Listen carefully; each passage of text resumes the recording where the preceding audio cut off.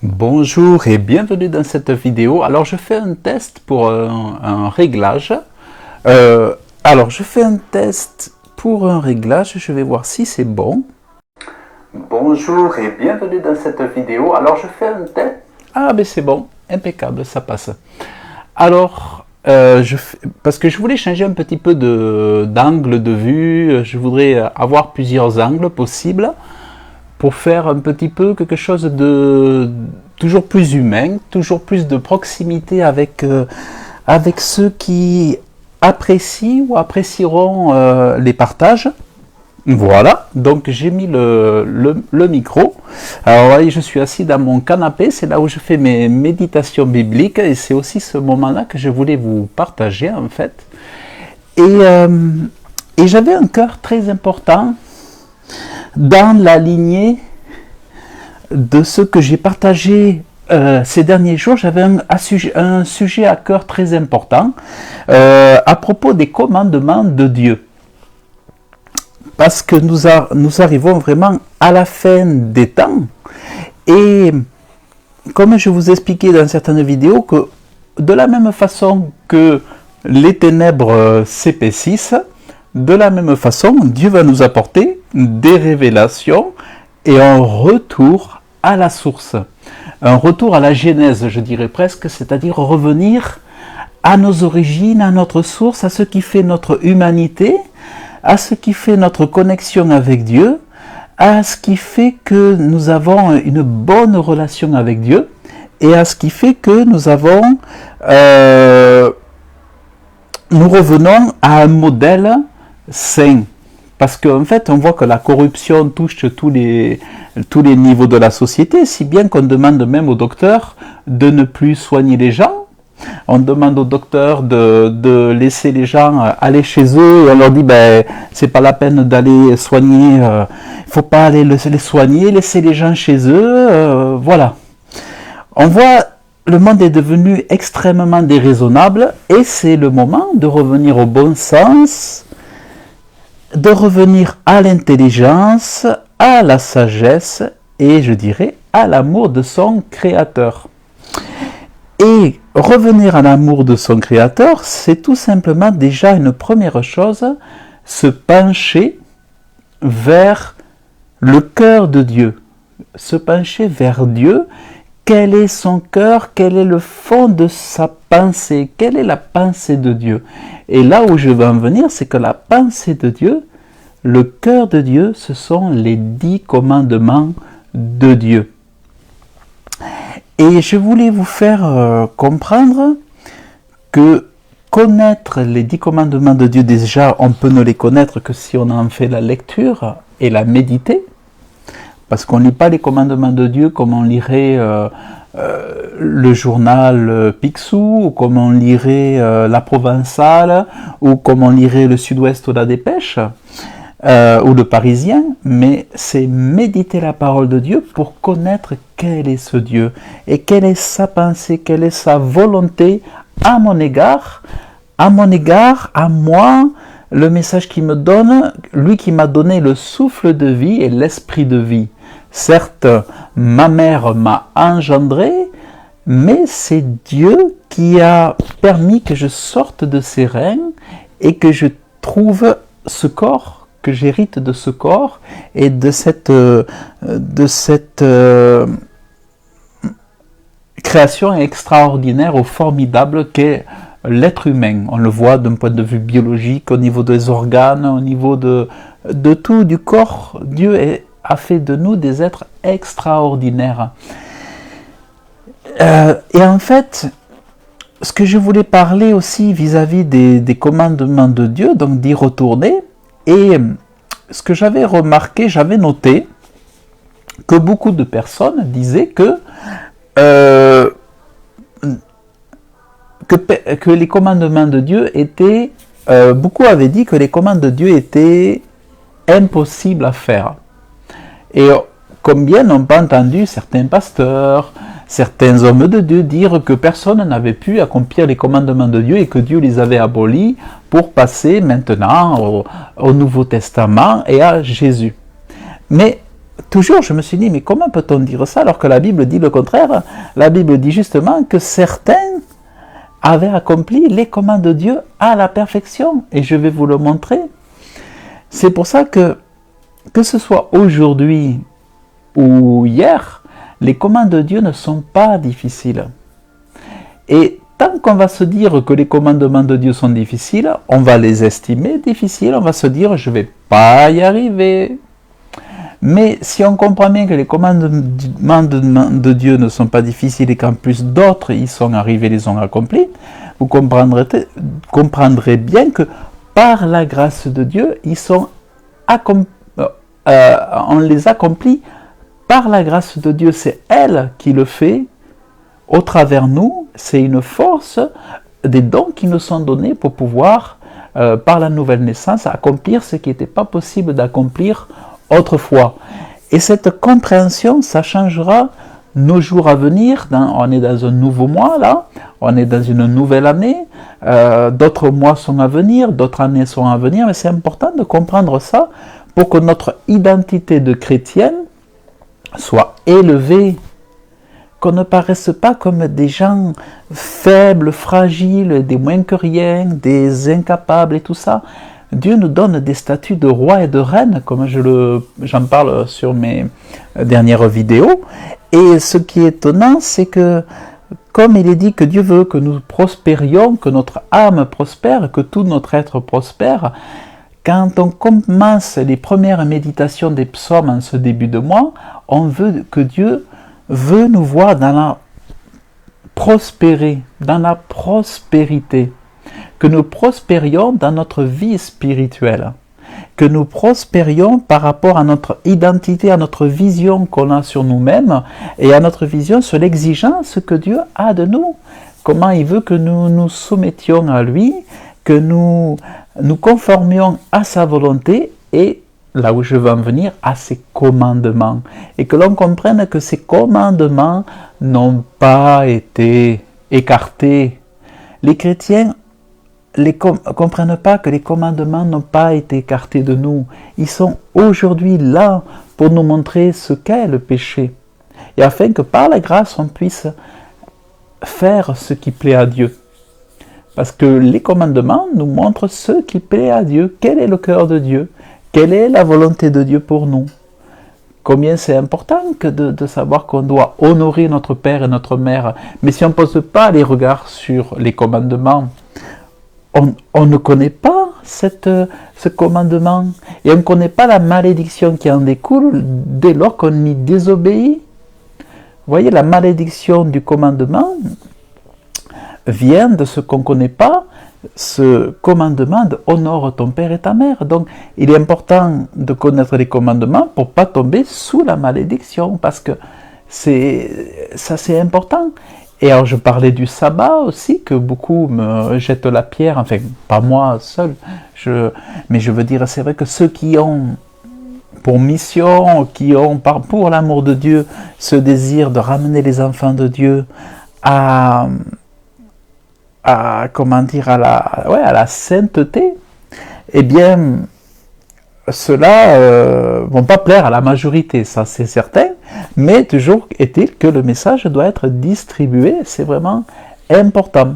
Donc, et puis c'est surtout que en élevant nos identités dans l'amour de Dieu, nous pourrons être plus propices à pouvoir aider nos prochains, à ceux qui souffrent et à ceux qui ont besoin de nous pour les aider à sortir des ténèbres et à passer dans le royaume de lumière et en croyant à l'évangile de Jésus. Donc ça, c'est ce que je voulais vous partager. Et donc, pour revenir au fait que oui, les commandements ne sont pas difficiles et que oui, ils ont été accomplis dans l'Ancien Testament, je vais vous montrer que contrairement à ce que disent d'autres, ce n'était pas impossible de les accomplir, les commandements de Dieu. La preuve, regardez. Au jour d'Hérode, roi de Judée, il y avait un certain sacrificateur nommé Zacharie de la classe d'Abia, et sa femme était des filles d'Aaron, et son nom était Élisabeth. Et ils étaient tous deux justes devant Dieu, marchant dans tous les commandements, marchant dans tous les commandements et dans toutes les ordonnances du Seigneur, sans reproche. Donc, Dieu nous révèle que il faisait les commandements et les ordonnances. Donc, on distingue deux choses, commandements et ordonnances. Et qu'est-ce que ça veut dire? Donc déjà, il faut noter qu'il le faisait sans reproche. Donc, ils étaient irréprochables. Donc, ça existait. Donc, ça dément, ça oppose ceux qui disaient que c'était impossible et que du coup, Dieu a dû amener le Nouveau Testament, a dû faire venir Jésus. Bon, mais c'est vrai que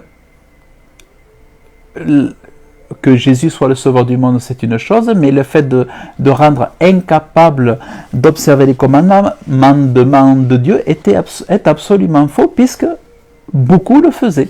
Voilà, preuve de la Bible à l'appui. Et ce que je voulais vous souligner aussi, c'est que ce que je vous disais dans d'autres vidéos, c'est de faire la distinction entre les commandements et les ordonnances. Effectivement, Dieu ne demande pas d'observer les ordonnances de la sacrificature sous Moïse. C'est-à-dire les ordonnances, c'est-à-dire tuer les agneaux, les moutons, les pigeons, les bœufs. Oui, les ordonnances, on ne le fait plus. Les lois mosaïques, dans ce sens-là, ce sont les ordonnances mosaïques, nous ne les faisons plus. Mais les lois, les 10 commandements, nous les faisons toujours. Sans ça, les chrétiens deviendraient des meurtriers, des assassins, et en toute impunité, et sans être jugés ni condamnés. Sauf que c'est une folie, puisque autant on est justifié par Jésus-Christ de sa justice, mais en autant on est sanctifié par l'obéissance au commandement de Jésus. Si bien que dans le dernier livre de la Bible, l'Apocalypse, pour que Dieu puisse rappeler aux chrétiens que les commandements ne sont pas abolis, dans le dernier livre, le 66e livre, Dieu nous rappelle que les commandements sont pour les chrétiens. Et dans l'Apocalypse 14, il dit « Ici à la patience des saints, ceux qui gardent les commandements de Dieu. » Voyez la gifle, la claque pour ceux qui disent non, c'est fini, c'est du passé, c'est le Nouveau Testament, tu nous remets sous la loi, ton enseignement est dangereux, c'est faux. Ce qui est dangereux, c'est de dire que les commandements, c'est du passé. Dieu, est-ce qu'il est du passé, Dieu? Il a dit que oui, il remplaçait la loi, les ordonnances de Moïse quant au sacrifice par la nouvelle loi, la nouvelle alliance, par le sang de Jésus. C'est-à-dire, on remplace le sang des boucs, des bêtes, par le sang de Jésus. Ça, oui, c'est remplacé. Mais la loi était irremplaçable. C'est une loi. Les 10 commandements, c'est intemporel, éternel. Si bien qu'il est fort probable qu'on les ait aussi au ciel, dans le paradis de Dieu, dans le millénium et dans les siècles et les siècles. Le commandement ne sera jamais, jamais aboli. C'est pour ça qu'il est dit, dans le fluo ici, là vous l'avez peut-être en l'envers, mais il est dit, c'est ici la patience des saints, ceux qui gardent les commandements de Dieu. Non, ne vous laissez pas tromper, ne vous laissez pas endormir. Les commandements, plus que jamais, sont pour aujourd'hui. Et je rappelle qu'il y a des commandements cachés. Il y a des commandements cachés. Et l'autre jour, j'avais trouvé un psaume que Dieu disait qu'il cache à certains hommes ses commandements. Dieu cache certains commandements aux hommes. Et il se trouve que quand j'ai lu ça, j'ai dit, mais c'est hallucinant. Donc Dieu cache des commandements. Et j'ai compris que le 4e commandement du sabbat a été caché aux hommes. Et si bien que même ceux qui... Et dans ce commandement, donc, il a été caché, mais même le jour a été caché. C'est-à-dire que les gens qui croient observer le sabbat ou le samedi ou le dimanche, ils se trompent parce que ce jour-là a été caché aussi. Et c'est ce que j'ai découvert il n'y a pas longtemps. Donc, ce genre de révélation montre que nous sommes bien au temps de la fin et que Dieu est en train de dévoiler des choses extraordinaires. Et c'est pour ça que j'insiste, je reviens là-dessus. Vous pourrez voir mes vidéos précédentes, c'est lié. Mais pour moi, c'est important de le partager. Et aujourd'hui, d'appuyer sur ce fait, c'est que dans Luc 1, Dieu nous dit que les parents de Jean-Baptiste accomplissaient la loi et les ordonnances et ils étaient sans reproche. Donc, je souhaitais à le dire parce que j'ai entendu beaucoup de choses contraires là-dessus et moi-même ça me faisait bizarre parce que je lisais, mince, moi dans la Bible je lis pas ça, mais aujourd'hui je voulais le dire devant tous, le proclamer que oui c'est possible, les commandements de Dieu ne sont pas difficiles et s'il les a donnés autrefois c'est parce que c'était réalisable. Dieu n'est pas pervers. C'est pas possible. Quand Dieu donne quelque chose, c'est que c'est réalisable. Donc ça, c'est important de le comprendre. Et donc, je le répète, ils étaient tous les deux justes devant Dieu, Élisabeth et Zacharie, marchant dans tous les commandements, dans toutes les ordonnances du Seigneur, sans reproche, irréprochables, c'est-à-dire ils avaient fait ce que Dieu leur demandait, et c'était possible. Voilà. Donc c'était ce que je voulais vous partager dans cette vidéo. Finalement, on voit la différence entre les commandements et les ordonnances et le fait que ça soit possible de les faire de façon irréprochable, c'est possible. Simplement, il faut la foi et il faut comprendre aussi ce que Dieu attend de nous, il faut le savoir. Mais si on se cache et on ne veut pas entendre, et on ne saura pas ce que Dieu attend de nous. Mais si on sait, si on est conscient, on va attaquer cette nouvelle année de façon beaucoup plus zélée. Et comme je vous disais, moi j'ai perdu mes parents et je ne peux plus donner mon affection à mon papa qui était là. Alors maintenant, je remets mon zèle à aimer Dieu et à aider mes frères et sœurs à aimer Dieu comme si c'était leur seul père, comme moi maintenant c'est mon seul père, c'est Dieu. Je n'ai plus Papa Serge, je n'ai plus Maman Marie-Josée, mais j'ai Papa Céleste et je vais mettre mon zèle pour, dans les temps de la fin, donner mon énergie, donner de mon temps et donner de ma voix pour amener les enfants de Dieu à réaliser les exigences de Dieu, pour que chacun puisse s'assurer le ciel, la vie éternelle, et que nous puissions ensemble en gagner plusieurs par l'évangile de Dieu. Voilà, donc c'est ce que je voulais... Esther a dit, Dieu m'a fait comprendre à travers un songe que je devais faire un Shabbat quand je lui ai demandé. Donc ça c'est merveilleux.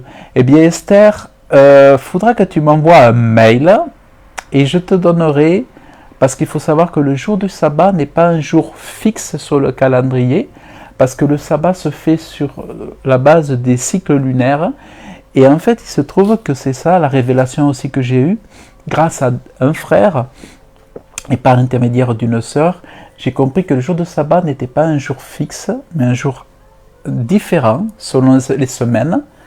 Parfois c'est le même pendant plusieurs jours, pendant 2-3 semaines, et après ça change parce que ça suit les cycles lunaires, et les cycles lunaires sont faits de cette phase lunaire, et le jour du sabbat n'est pas toujours le même jour sur chaque jour de la semaine.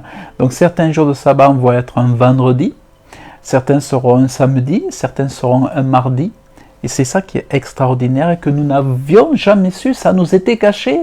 Et quand j'ai compris que Dieu pouvait cacher des commandements, j'ai dit mais c'est extraordinaire. C'est pour ça que, comme disent aussi des rabbins, on ne connaît pas Dieu. Même quand on ne connaît pas. C'est pour ça qu'il faut toujours rester dans cette humilité, ne pas s'énerver, ne pas s'irriter contre ceux qui enseignent. Comme hier, j'ai des personnes qui ont été terribles avec moi. Je trouve que ces gens qui disent non, absolument, et qui ne veulent pas comprendre, et qui accusent et tout ça, c'est affreux. On devrait Moi, quand j'entends des choses, je ne vais pas mépriser, je ne vais pas incendier quelqu'un, le considérer comme un affreux jojo, un crétin, un répugnant, mais je vais plutôt m'humilier, dire mais qu'est-ce qui se passe? Est-ce que cette personne n'aurait pas raison? Et c'est ça l'important, c'est de se remettre en question et de grandir. On ne peut pas grandir sans se former, sans en prendre, sinon on stagne. Si on croit qu'on a toujours raison, qu'on a toujours toutes les connaissances, qu'on est, ça y est, on a tout compris, c'est bon, ça c'est bon, ça c'est pas bon, ça c'est bon, ça, ben, on grandira jamais. Dieu, on ne peut croître qu'en apprenant. D'ailleurs, dans les proverbes, il est dit, dans le proverbe 1, regardez, vous allez voir. Dans les proverbes 1, il est dit,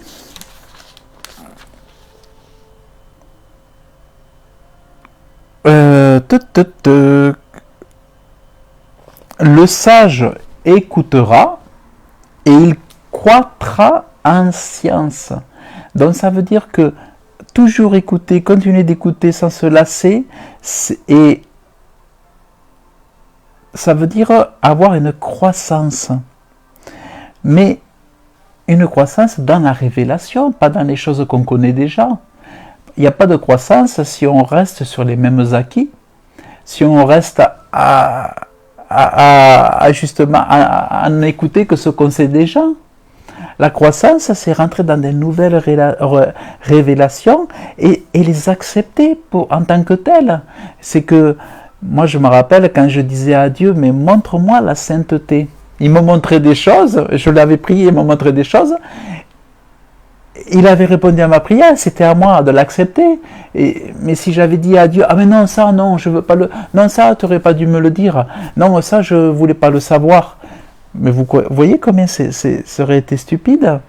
Donc c'est vrai que quand on demande à Dieu, il nous apporte autre chose, il nous fait du bien. Et on doit s'aider, voilà, comme dit Esther, c'est dommage, on doit s'aider à progresser entre frères et sœurs. Donc du coup, plutôt que d'avoir Vraiment, c'est affreux, parce qu'en plus, faut pas non plus rentrer dans les débats, faut pas, c'est le piège après, il faut pas rentrer dans les querelles et tout ça, donc il vaut mieux prendre des distances, rester aimable et puis se séparer, parce que c'est vrai que si c'est pour se faire griffer, si c'est pour se faire piquer, si c'est pour se faire mépriser, il vaut mieux prendre les distances. Je te bénis ma soeur, je te bénis mon frère, mais il vaut mieux prendre des distances et que si la personne veut revenir, qu'elle revienne dans la paix, et que chacun se laisse enseigner dans la paix, mais pas des oui, non, oui, non, oui, non, non, mais, ouais, non, non, mais. Bon, je pense qu'il vaut mieux écouter, remettre ça devant Dieu, mais pas être des contestataires, des contestataires, oui, mais non, j'ai fait un enseignement sur le vin et les boissons fortes, ah oui, mais non, puisqu'on boit quand même à la Sainte Seine du vin. Oui, mais non, puisque Jésus buvait du vin. Oui, mais non, puisqu'ils boivent du vin pendant le sabbat, enfin ceci, cela. Mais ils peuvent boire très peu, pour la symbolique, ils peuvent boire très peu. Et puis certains, c'est des vins sans alcool aussi. Il y a des vins qui sont pas, qui sont pas sans alcool. Et puis nous, Jésus a dit, le plus petit dans le royaume des cieux est plus grand que Jean-Baptiste. Donc on ne peut pas se comparer non plus à ceux d'avant. Parce que même Jean-Baptiste qui était grand, il a dit que le plus petit dans le royaume des cieux était plus grand que Jean-Baptiste. Donc pour Dieu et pour Jésus, nous sommes au-dessus de Jean-Baptiste. Donc même si Jean-Baptiste avait bu du vin, Dieu nous demande d'être au-dessus, un standard au-dessus. Parce que nous sommes l'épouse, l'église de Dieu. Autrefois, ce n'était pas l'épouse. Autrefois, il n'y avait pas de fils et de filles. Autrefois, il y avait des prophètes. Aujourd'hui, il y a des fils et des filles. C'est nous les fils et les filles. Donc, vous voyez, c'est plus qu'avant. Dieu attend plus qu'avant et il fait de nous plus que ceux d'avant. La gloire d'aujourd'hui est plus grande que celle d'avant. C'est pour ça que je voulais vous partager cette vidéo et rendre hommage aussi aux parents de Jean-Baptiste qui a baptisé d'eau pour la repentance, pour que à l'époque les Juifs se repentent de leurs péchés. Et je trouve que c'est important de rendre hommage à ces gens-là, à leur mémoire, à Zacharie, qui a observé les commandements et les ordonnances de Dieu, et qui l'ont fait à la perfection. Donc vraiment, ça, c'est quand même important de le remarquer et de les honorer pendant ce moment-là. Donc voilà ce que je voulais partager avec vous dans cette vidéo. Et donc je vous dis donc à très bientôt. Et mon cœur, c'est de servir Dieu plus que jamais. Voilà, puisque maintenant, double portion d'amour pour Dieu, mon cœur est pour lui, et pour Jésus, et donc voilà. Ce que je fatigue, tant pis pour eux, parce que je serai encore plus là. Donc, mais tant mieux pour ceux qui apprécieront. Voilà, donc en tout cas, vous pouvez retrouver mes vidéos sur ma chaîne Réussir ma vie spirituelle, et vous pouvez retrouver mes vidéos sur la chaîne Serge le Prédicateur. J'en ai fait 2, parce que je craignais que ma première chaîne finisse par être bloquée, ou supprimée, parce que j'avais mis pas mal de choses par rapport à la situation du coco vide là, et je m'attendais à ce qu'à tout moment ils me la suppriment à cause de gens qui s'amuseraient à dénoncer ou pour la supprimer ou comme ça. Donc voilà, j'ai fait une chaîne de secours qui s'appelle Serge le Prédicateur. Donc je vous dis à très bientôt, que Dieu vous bénisse abondamment dans le nom de Jésus. Amen. Salut.